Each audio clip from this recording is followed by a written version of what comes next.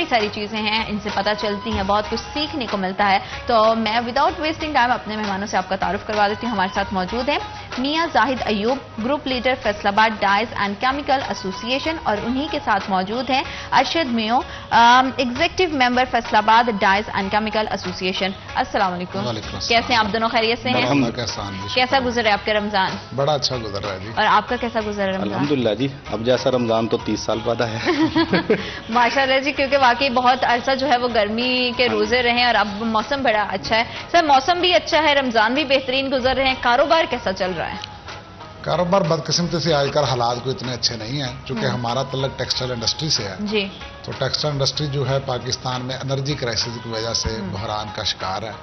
اللہ کرے کہ چونکہ الیکشن ہو گئے ہیں، بڑی لوگوں کو توقعات اور امیدیں وابستہ ہیں، اور خصوصاً بزنس مین طبقے کو تو بہت ہی زیادہ توقعات ہیں. تو پاکستان میں انرجی کے جو مسائل ہیں وہ حل ہو جائیں اور سٹیبلٹی آ جائے تو انشاءاللہ پاکستان میں بزنس بہتر ہو جائے گا. مطلب ابھی آپ کو سٹیبلٹی آتی ہوئی دکھائی نہیں دے فی الحال نہیں آتی. جتنی دیر کوئی آلٹرنیٹ انرجی کے جو پاکستان نہیں نہ کرے گا، کوئی اس طرح کے منصوبے نہیں لائے گا کہ انڈسٹریز کو سستی انرجی ملے، تو اس وقت تک حالات کو بہتر ہونے کے چانسز نہیں ہیں. بالکل ٹھیک ہے. ارشد صاحب، آپ کو کیا لگتا ہے کہ پولیٹیکلی سٹیبلٹی کتنی زیادہ ضروری ہے کاروبار کو بہتر انداز سے چلانے کے لیے؟ جو میڈم ہمارے ملک کے حالات ہیں، اس میں تو سٹیبلٹی کا انتظار ہم کر رہے ہیں سارے. اللہ کرے ابھی 3-4 ماہ سے انتظار تھا کہ ایسی حکومت آ جائے ملک میں، کوئی ریگولر کام کرنا شروع کریں. اب یہ امید ہے، لیکن ابھی تک حالات تاجروں کے حق میں کوئی بہتر نہیں ہے. جو ہماری تاجر کمیونٹی ہے، ہم اس بات میں پریشان ہیں کہ اب سے 2-4 ماہ پہلے الیکشن کا تھا، وہ چلو نکلا، ابھی کو حکومت کا کوئی گائیڈ لائن کا پتہ نہیں لگ رہا کہ ہم کدھر جا رہے ہیں. کوئی ایسی پالیسی دیں، خاص طور پہ جیسے میاں زاہد ایوب صاحب نے کہا ہے کہ انرجی کرائسس ہے. ہمیں ظاہر ہے انرجی کی اس وقت ہر انڈسٹری والا اس وجہ سے پریشان ہے کہ اس نے اپنے انرجی کرائسس میں بل دینے ہیں، اور دوسری پیمنٹ چونکہ ہم ٹریڈنگ سے متعلق ہیں، ہماری پیمنٹ اس کے بعد ہمیں ملنی ہوتی ہے. ہم اس سے زیادہ ہم اس سے افیکٹ ہو رہے ہیں، ہمارے بزنس افیکٹ ہو رہے ہیں.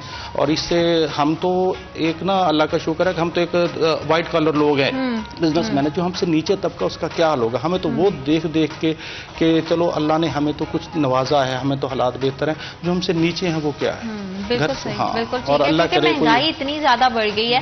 میاں صاحب، ٹریڈنگ کے حوالے سے بھی جو ہے وہ بھی اگر دیکھیں تو بہت سارے مسائل ہیں، بہت ساری مشکلات کا سامنا ہے. کاروباری طبقے کے کیا مسائل ہیں ٹریڈنگ کے حوالے سے، وہ بھی میں تھوڑا سا جاننا چاہوں گی، کیونکہ انرجی کرائسس تو ہیں اور اس کا حل ہونا بے حد ضروری ہے.